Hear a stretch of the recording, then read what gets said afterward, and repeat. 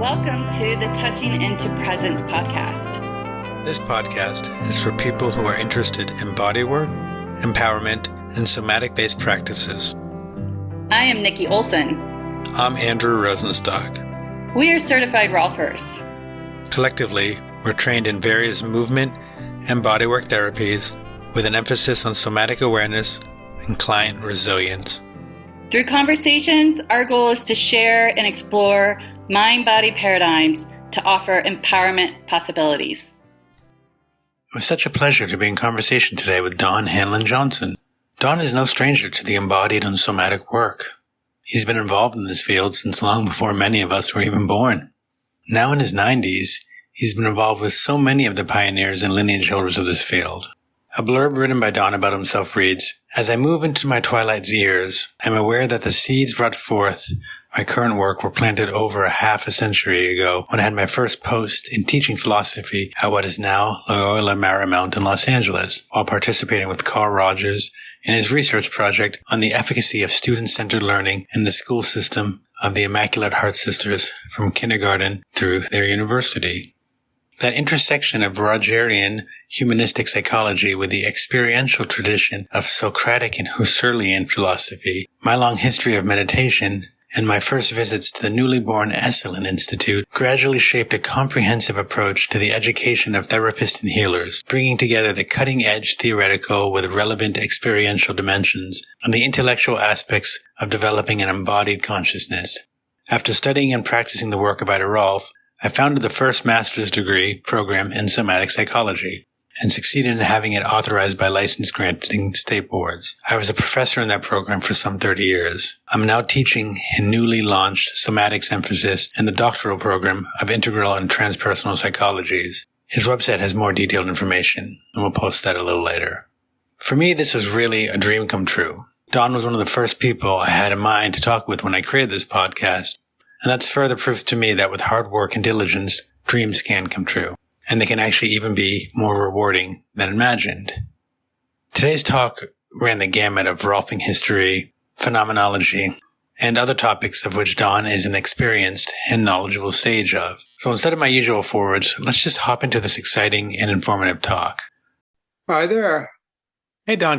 I'm very excited to talk with you because you're in one way one of the reasons I wouldn't say you're one of the reasons I started the podcast, but you're one of the inspirations that when I had a list of when I was starting, who I wanted to speak to, you were very up on the list. And after 2 years of chasing and finding, I finally, and also begging and pleading with people, talking to Judith Ashton and being like, can you talk to Don? We'd love to. And Dave Davis, I think, finally messaged and started at least something. So I'm happy. Happy to have you on and to be in conversation. And Nikki's just on there too. Hi, Nikki. Hi, Don. How are you? I'm good.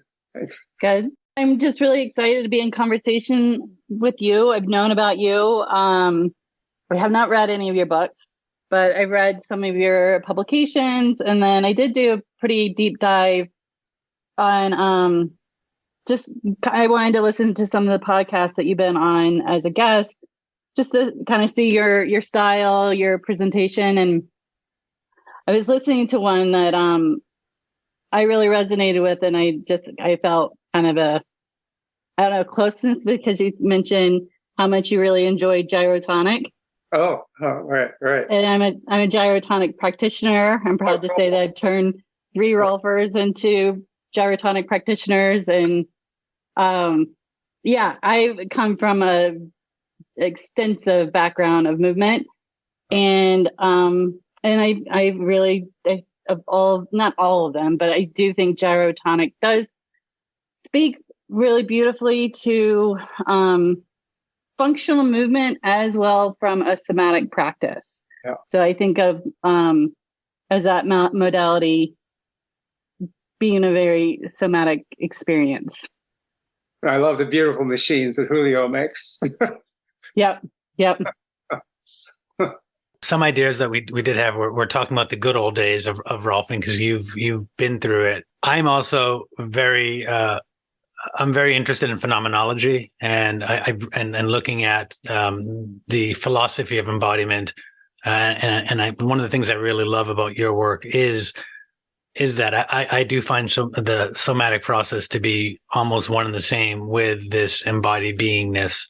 And so maybe, my biggest issue with that is just finding the words for it. And I think that's because there are no words for it, because it's pre-verbal. But that might be something, being that you are, I'm sure you know this. You're the man, or we can't say the man now. You're the person, because you for the somatic arts, you were a Rolfer early on.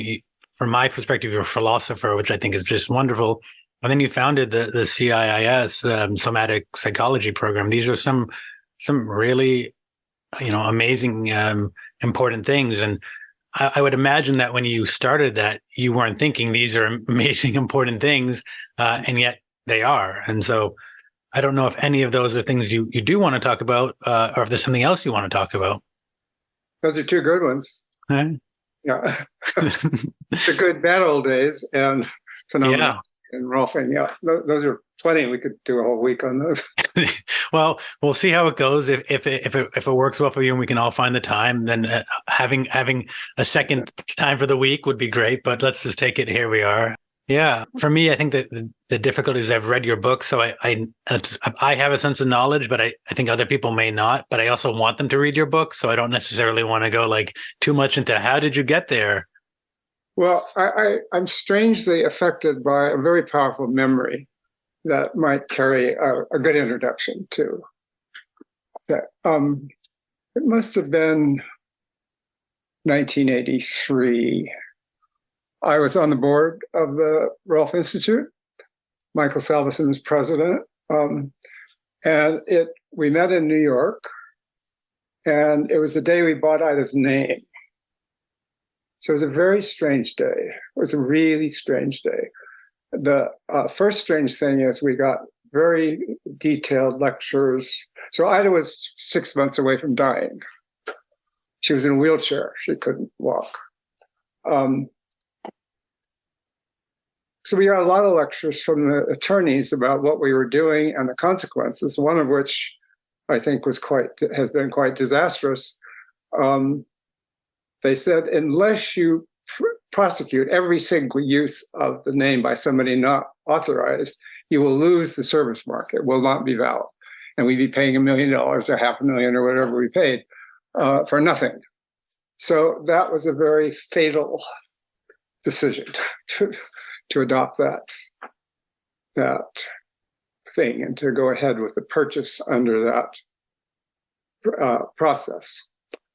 Created a very toxic atmosphere in retrospect. So Ida looked really disturbed by all of this. And I forget the circumstances, but at the end of the meeting, we had about an hour and a half between dinner and the meeting, and Ida and I were the only two left with nothing to do because I don't know what ever happened. So the two of us went down to this restaurant on Columbus Avenue and sat there for an hour and a half waiting for everybody to show up. And it was so tender. We talked about our lives, we talked about our families, and she was so tired and weary, and you could see the day was so hard on her. So it was very tender. And that was my final memory of Ida. And I felt I really saw her as a woman who had suffered and done a lot of creative stuff and had amazing history, and who really had suffered and then died not long after. So that was interesting that occurred to me. It was very moving. It always kind of put the later history where all of the schisms happened and all of that.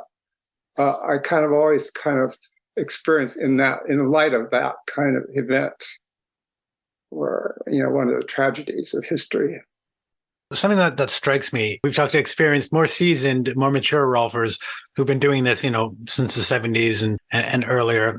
And there's something that strikes me very, very different about you in what I would say is the best of ways. And I'm curious a bit about that.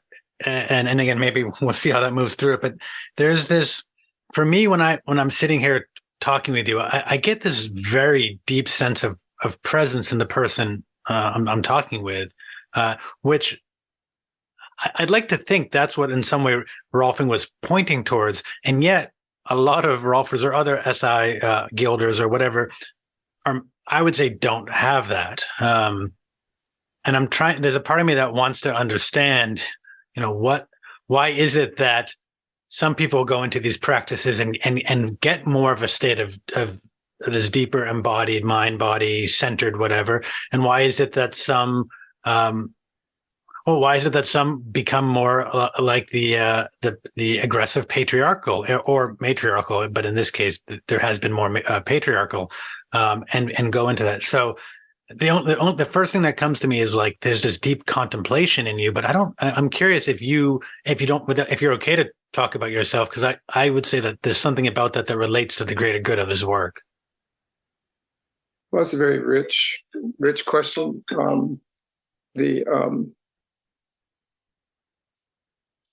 I think the answer to your question has to do with the start that I came to IDA by way of Carl Rogers. So I got a serious wake up to the world of listening and realizing how little I ever listened to people, or how little people listened to me. And so I worked with Carl. I did my first teaching stint when he had a Ford Foundation grant to apply his ideas to a whole system in Los Angeles, from preschool all the way through college. So I did a lot of work with client-centered therapy and client-centered teaching from the outset, from my very first beginning as an adult out in the world. And so he made a huge impact on me, just a huge, I'd say, of all the people I've worked with over the years, he probably had more depth of effect on me than anybody. I'm just baffled that people don't work at listening better still. So I came to IDA having already taught for 3 years, experimenting with these very radical teachings of listening to people and kind of gearing teaching to what people are doing and what they bring to the thing. And I was a little appalled at the primitive quality. And I don't know how much this is in the conscious history, but I know a lot about Ida's details, some very careful details, starting when she was 18 years old. She was swept to Esalen by Fritz Perls, as you probably know. She had never taught. She had never thought about teaching. She had been trained as an osteopath. And now all these stars in the human potential world are saying, teach. And they're teaching people like me who didn't know shit about the body. I had known nothing about the body. And everybody's very interested. They're really bright, interesting people, wonderful people, but don't know anything about the body. And in 6 weeks, we're supposed to learn this? I mean, that was just outrageous. So she pulled out of nowhere this recipe, which suddenly got sanctified over the years. But it was just a desperate attempt to say, how can you organize all this incredibly complex teaching? And it was pretty appalling to me. I mean, I thought the pedagogy was just outrageously primitive.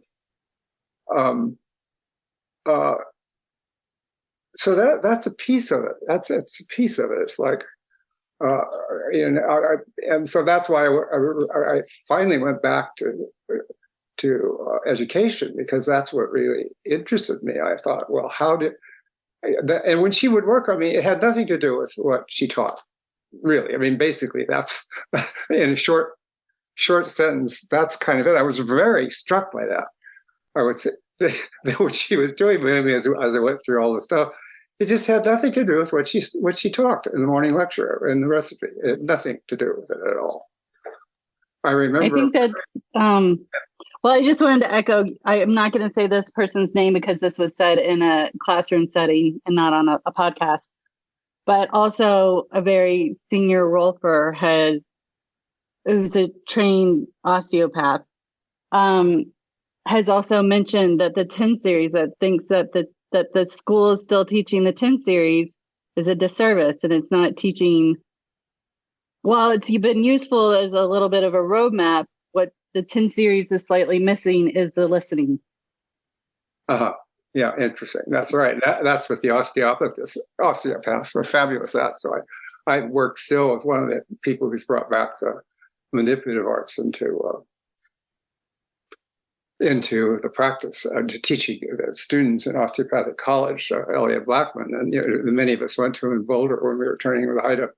And he's a genius, and he's a genius at listening. He's a genius at listening to the fluids and where they're going and all that. But I'll tell you a little anecdote that would make a huge impression when I finally first got alerted to this issue is for the first time ever in my basic training, Ida brought her son-in-law to assist. So we were having this opening of the training at the University of Florida in this big public lecture. And Ida was lecturing and she was getting Dick to do the demonstration. And he was demonstrating on this big, huge guy, Barry Nutter, who later became a Rolfer, was this Adonis-looking surfer, huge and buff guy, but he had flat feet. So he gets on the stage and Dick comes out.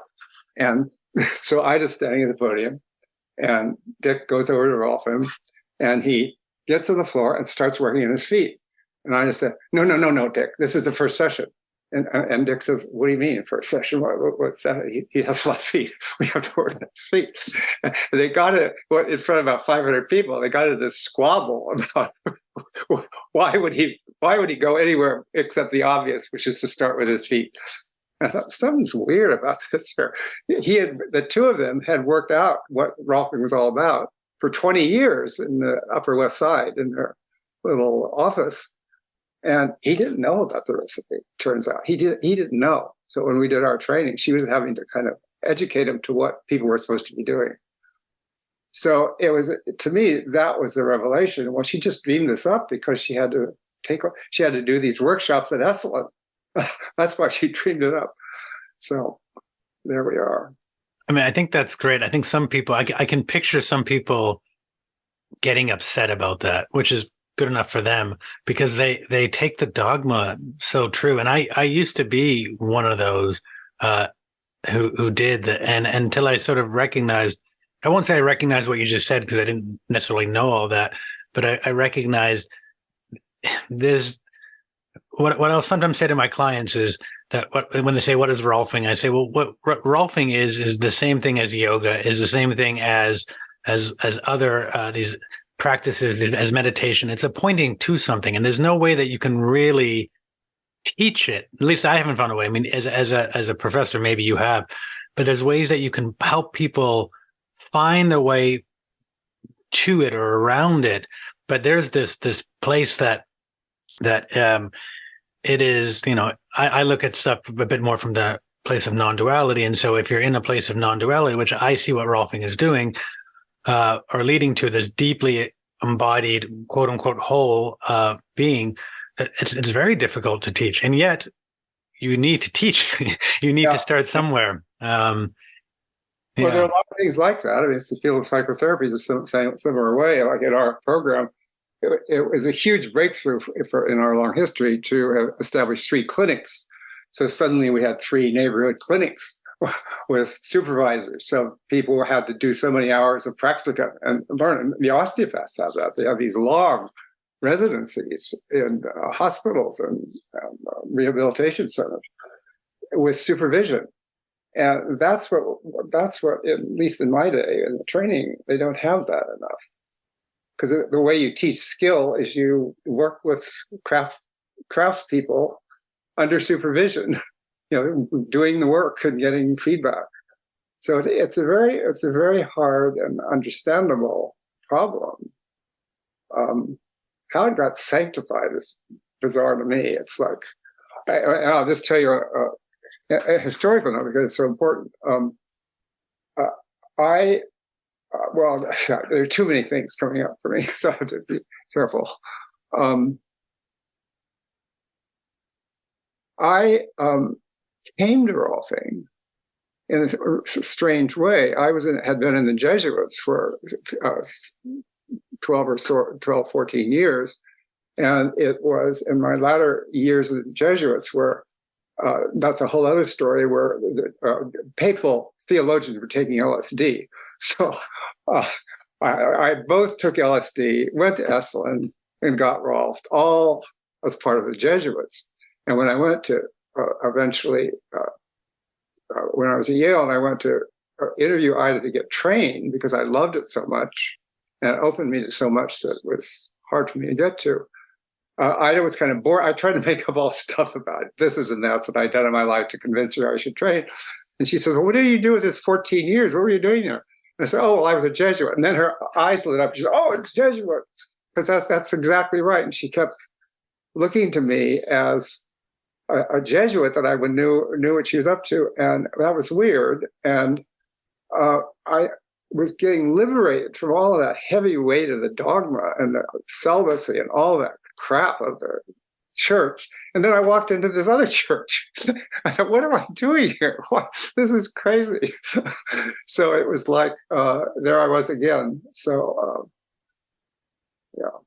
Yeah, I mean, I noticed that's one of the things I really liked, and I'm going to probably butcher the title, Body, Spirit, Democracy. Yeah, right. Yeah. I mean, I remember I was reading that, and in some way you were being less than maybe kind to Rolfing. That wouldn't be the right term, but you were sort of pointing out some of your experiences on the less positive or the cultish aspect of it. And I remember I have a friend who's also a Rolfer, and I sent it to him, and he is always like, this is a cult, and I don't necessarily fully agree with him, but there's a lot, and I would really recommend, I mean, I would recommend any body work, but any Rolfer to really read Body, Spirit, Democracy. It's a great book.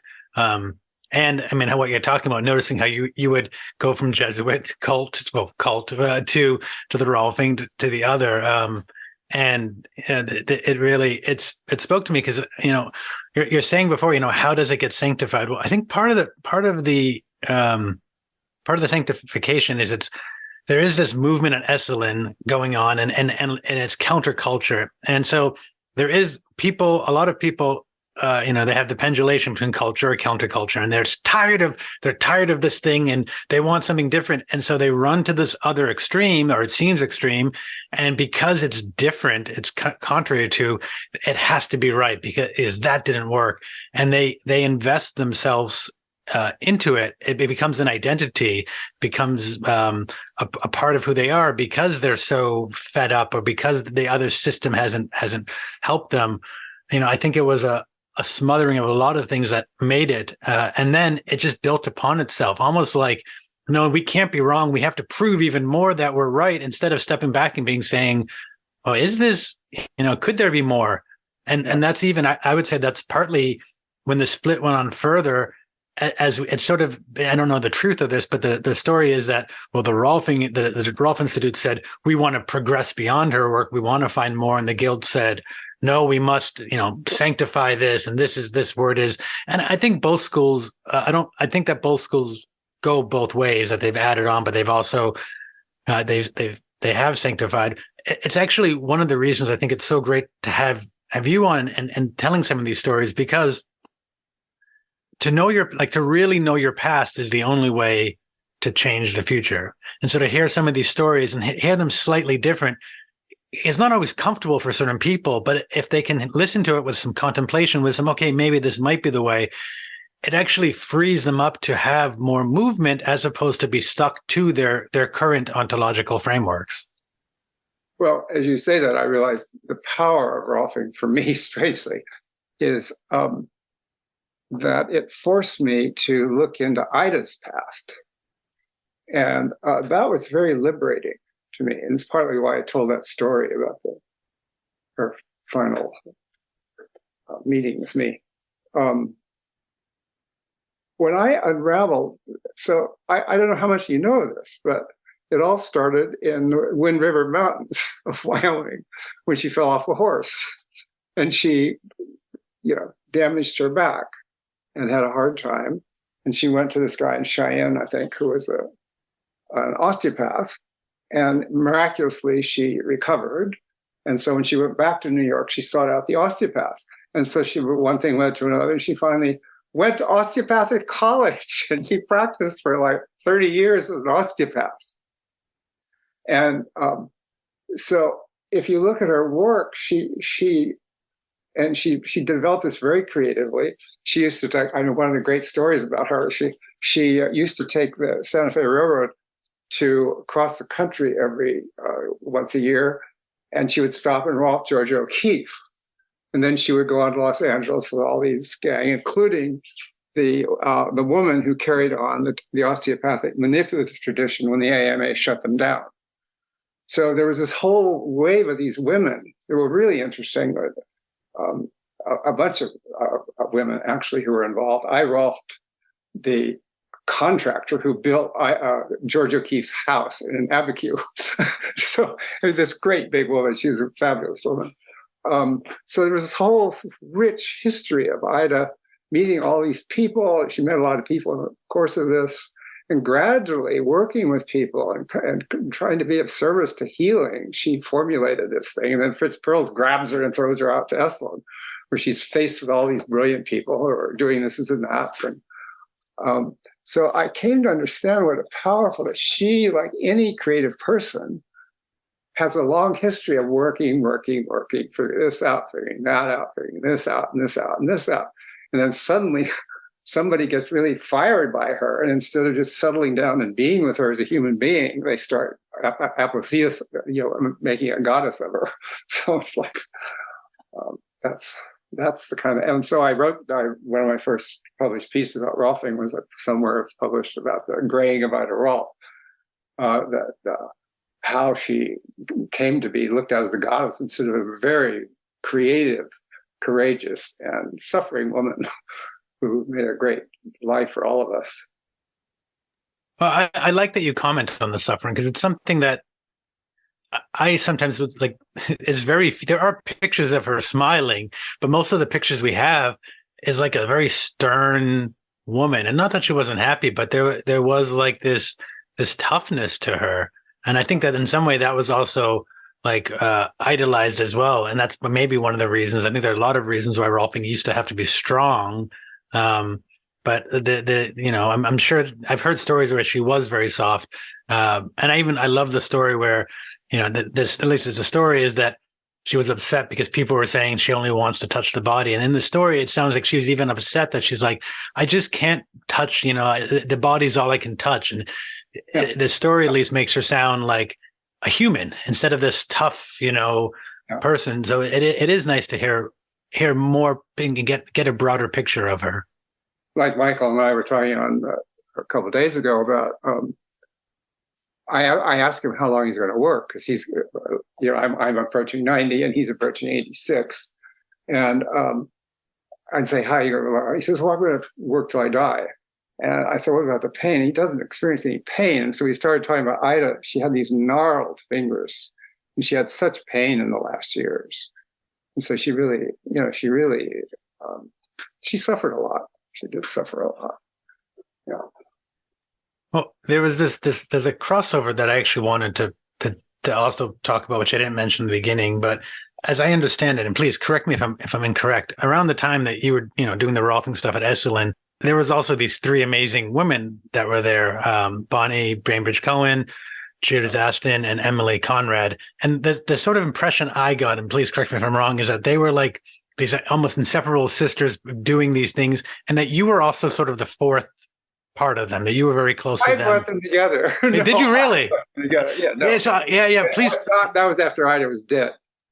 Oh, okay. So I always, in my mind, it was always in the 70s. So it was later on. If you could share a bit about that. Yeah. Judith and I were friends from the beginning, from Esalen. But it was one of the things I'm proudest about in my life, and it's very instructive, I think, is that I brought together Emily and Bonnie, who never knew each other, and Judith too. But the reason that's a big part of my life. Michael Murphy has been so gracious with me to let me do whatever I want at Esalen. So I get to invite all these people here. So it's a wonderful opportunity. But I always had this sense that despite the fact they could not be two different people, Emily and Bonnie, their ideas were different, the way they talked was different, their cultures were different. They were totally, but I sensed that there was some deep unity between the two of them. And as soon as I got them in the room together, that's when they fell in love with each other. And they ended up, Bonnie's still very alive. I can see her house across the bay. But it was just such a pleasure to me to see my suspicion confirmed. They just fell in love with each other and started doing workshops. And it's a very interesting, to me, philosophical instance where you have these two people are so radically different, but they're talking about this deep sense of how to discover something beyond muscles and bones and blood and lymph, but what goes on in the deeper cellular pulsing levels of our bodies, which are not part of the common way of thinking about embodiment. So, but that happened probably 10 years after Ida died. Yeah. Yeah. And well, I'm grateful. I think I think you've done a lot of amazing things, but as a student of forms of embodiment or somatics or whatever we want to call it, there are two people, and Judith as well, but that Emily and Bonnie are two people who really inspire me, who, I like you said, they were slightly different than what the normative was. And yet there was this rich, like you said, they're two different things, and they're pointing again to this similar place of fluid, whatever being. So, you in my culture, my birth culture, we'd say you did a mitzvah by bringing them together. Yeah, one of the classic stories that Michael Murphy tells everybody about is that with the time when I brought them together, I also brought some of the leading scientists from Harvard, UCLA, and UC Berkeley together with them to try to see if we could make any sense out of this in mainstream science. And one of them, Gig Levine, who's one of the founders of psychoneuroendocrinology, he said, after a few minutes of Bonnie talking about embodying the cells, he ran out of the house. And he ran into Michael. And Michael said, "What are you doing?" He says, "I can't stand this bullshit anymore. I'm leaving." He said, "Why don't you just go back and try a little longer?" And they ended up doing workshops together, Gig and Bonnie. They would go around the country, and she would do her work, and he would comment on it from a standpoint of an evolutionary biologist. And it was fascinating how to get over these horrible divisions that cause people to separate and get mad at each other. I heard you say a similar story, was kind of the same story, on a different podcast. And what I really appreciated is if we're coming back to like somatics, how somatics can have this wide range of availability that can be accessible to so many different people. Some of the people that more of the mover feelers to more of the analytical, in the brain type of processing, but collectively it's coming back to feeling into a, evolutionary moved experience. Yeah. Do you know this? There's a woman I'm very interested in that lives in your neighborhood in Woodstock, in the Tibetan community. Her name is Willa something, Waking the Body. Do you know this book? She's a Tibetan and a Tibetan practitioner. But there are all these many ways of waking up the body and going into the body. There's so many ways in. It's just like there's room for everybody. And but I like the fact that the person being confronted with something he wasn't comfortable with, didn't match his paradigm. He left, came back, was able to at least get sort of something, and then to bridge it. And that's it's one of the biggest, I think, what's maybe, I don't want to say needed, but that bridging between, we can call the scientific, the analytic, and the philosophical. And this has been a strong division for years. I mean, there are people like yourself who are bridging it.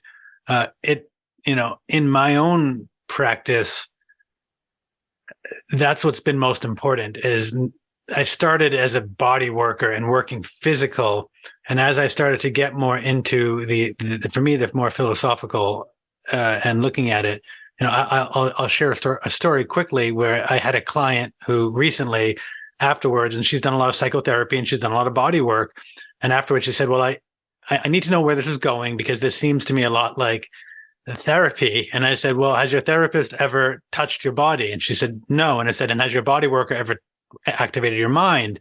And she said, no. And I said, well, then I get why it looks similar, but it's entirely different. It's entirely different. And I think you clearly by your laugh, you can appreciate that. Yeah. I wondered if you knew Martha Herbert in your neighborhood. She's in school, and she has a little, now I think she has a little business in Cambridge with her. She's one of the founders of neuropeptides. And she's the early people who joined Somatics Magazine as an editor. And she helped me much over many years of gathering these scientists. And I frankly find scientists easier to dialogue with than a lot of the ideologues within the somatic practices. Oh, yeah. They know enough. They know enough to know that how little they know in a way. And I find them quite open to, because we're experimentalists, basically. We're not, the Jungians are people who are in the field of psychotherapy. They have a hard time because how do you? Yeah. Whereas you're talking about what we're talking about. Well, there's all kinds of measures and ways of. Well, that, and interestingly, a lot of my clients now are coming for various types of using somatics as a way of working through trauma, and so I'm getting a lot of mental health workers. And they used to be my worst client because they couldn't get out of their own studies. They couldn't get out of their and it's changing. I'm getting more who are saying, I recognize whatever I know isn't fully working. What else can there be? And that's been great. But when I do get those the mental health workers who, I like to say, for them the body is still a conceptual map, and so they can't actually feel the body. They can only feel their conceptions of it. I struggle with, and I work with them, but there is this sort of shift towards that. I would agree somewhat on the scientific front. I think what I find on a lot of, at least here in Boston, where there's a certain cultural ethos imprinted in, it's hard for a lot of the science people I meet to get out of analysis and come into a preconceptual felt way, because they almost need the structure of the analysis, the what's coming next, and me to kind of say, well, whatever's coming next is coming next. Let's find out. So I find a bit of struggle in that sometimes of mine. That's why Martha Herbert's been really helpful to me as she was talking. I realized how she went to HISCON for her undergraduate at Santa Cruz, so she had a really sophisticated understanding of science by the time she got to Harvard. And so she really helped me win my way through there are a lot of people, hard-edged scientists to me are easier to deal with than people who are trying to make sense of mind-body stuff, because it's very clear, you either move more comfortably or you don't, and it can be measured. So it's like, so I thought, I'm saying this because maybe you should look Martha up if she's still around there. So. Yeah, I'll look her up. So I'm wondering, there was someone that somebody had referred to me, and I'm wondering if it was her, but I'm not sure. I'll look her up, and I'm going to be starting a new office in Cambridge pretty shortly, so maybe she'll be right nearby. Yeah. I do want to say a word about phenomenology, because since you brought it up, it's actually my favorite topic for many, many years. Same. So please lay it out here. Well, I don't know if you know that piece of Husserl's in 1938, after Heidegger had him kicked out of his faculty job at Freiburg. He wrote that piece on the crisis in the Western science, human sciences. Do you know this? So he said, he says science has made so much, the science of physical science has made so much progress, but if the human sciences cannot make an equal progress, we're doomed, because it's in the human sciences that we study violence and all of the dysfunctional things that are destroying the world. And so, in his opinion, to work at the challenge of the social sciences, how do you know you're not deceiving yourself, and how do you know you're not just carrying on biased conversations? Well, the empirical scientists do numbers and measurements. That's easy. How do we do it and I think there's so much junk going on in the qualitative world. It's just not very clear. Whereas I think that thing of bracketing, way. So he talks about bracketing my opinions, so I'm not making truth claims all the time. I think there's a lot in somatics that helps me do that. So you mentioned early on about we're often affecting that kind of way of being. There's something about grabbing to ideas, grabbing for ideas, that if I learn to notice myself doing that and trying to convince you of my truth and just leaving space, that's a really big step towards doing this agenda. And the other one is to kind of really learn to experience more clearly and definitely, so awakening our senses so that we're really seeing more precisely. So I think phenomenology is still not fully appreciated. I think that Thomas Fuchs and Sabine Koch and that whole group in Germany are doing a really good job with that. I think they're really taking that to a place that's working over there and the neurosciences that they're dealing with. But here it's still not very strong. Well, here, one thing, are you familiar with some of the eco-psychology world? Yes, I am very familiar. Yeah, I think that some of the eco-psychology has really embraced aspects of phenomenology and brought in, especially like Merleau-Ponty's work. David Abraham, I had the same director for our doctoral study. So oh, really? Yeah, he's someone I've reached out to him a few times. I don't have a direct. I'd love to have him on. I mean, I think his books are some books that every Rolfer, every body worker should read. And interestingly, I was listening to some of the Jim Jellis talks. Do you know Jim Jellis? Yeah. And he's in one of his early 2000s talks. He talks about David Abrams' books, and he also says that, osteopaths should read this book. He said, this guy's onto some really interesting stuff. And, David has chronic fatigue, so he's not very available.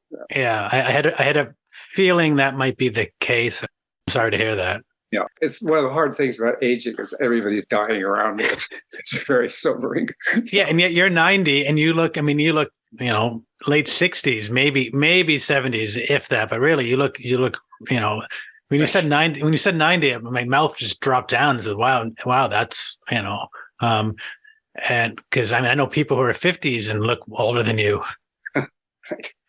There was something I was looking for, one of the articles that I was pretty positive you wrote that I had to read at some point, and I couldn't find whatever article it was. And there's a part of me that wonders, was it Don that wrote it, or was it Jeff Maitland? Because you were two of the philosophical Rolfers who first we first sort of met. But I did find the somatic Platonism, and there was this line in it that you wrote, which I think relates here. And also really, it's funny. I have no idea how much of this sunk in that I didn't even see beneath the surface, because it's just where I am in my practice right now. Yet I don't even remember reading this before. But you say each person's body is the result of complex but law-abiding processes: genetic, neurophysiological, anatomical, physical, psychological, sociological, and spiritual. Becoming familiar with these processes is a basic component in the development of a skilled body therapist. And there's a little more, but I'll just say this is something that somehow I found myself in it. And I've shared this before on the podcast, but just so you know, Don, I left San Francisco in 2010, took a year off, which turned into 12 years as a nomad, traveling all over the world. When I came into this world of body work, I started to recognize how culture became a layering of the body, of the cultures are just ideas that we form, that we take to be true. And they're just ideas. They're not actually real, but yet they become, I don't love the body armoring of Reich. I think there's some validity to it, but like, I think of it in a similar way. And I'll even say a person, if you think of an Italian walking and a Norwegian walking, they're going to walk different. Their body's going to be carried different. That's a lot about the culture, even the language. And so really dissecting when I work with people is like, well, what culture? And that culture is not just the country. Every house is a culture. Every neighborhood is. There are all these micro cultures that we are wrapping with. And if we do want to work with people, and we do want to work with the world, we have to honor. I mean, we don't have to. We have to recognize and honor the fact that these cultures are here for whatever reason, and they're just simply ideas. And underneath the ideas is this humanness, and that humanness is the same all around the world. At the very, very basis, we know we are all human. From there, phenomenologically we're different, right? But at the base of that, there is this humanness. And I think we have to find ways to meet people at the human before the culture, before the ideas, before the education. I'm still working on that. I do it one person at a time. And sometimes more if I'm doing group, but really one person at a time. And I somehow ass backwards found my way into this. I have really no clue how I did, and yet I did. But I think that's part of the biggest thing. And so I really appreciate your work and your books, because I see it that you're pointing to that as part of it as well. And it's nice to get validation. Yeah. That's why Esalen has been so valuable for me, because I had a similar insight early on, that when these big egos get together in the dining room and having good food together and having meals together, they act differently. They act like human beings instead of like people debating each other about what's right or what's wrong.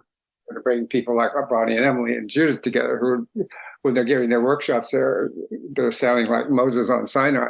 But when they're in the dining room, they're fun. Like, yeah.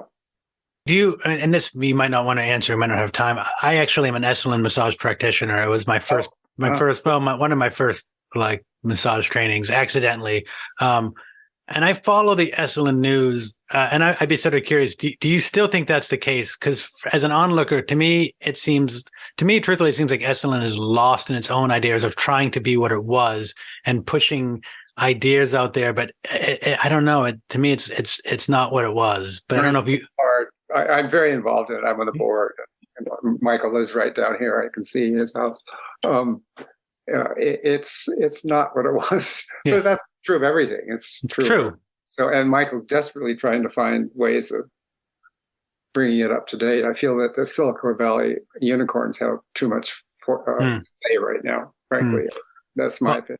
Well, I have some ideas I'd love to share with you, because Esalen is a part of my DNA.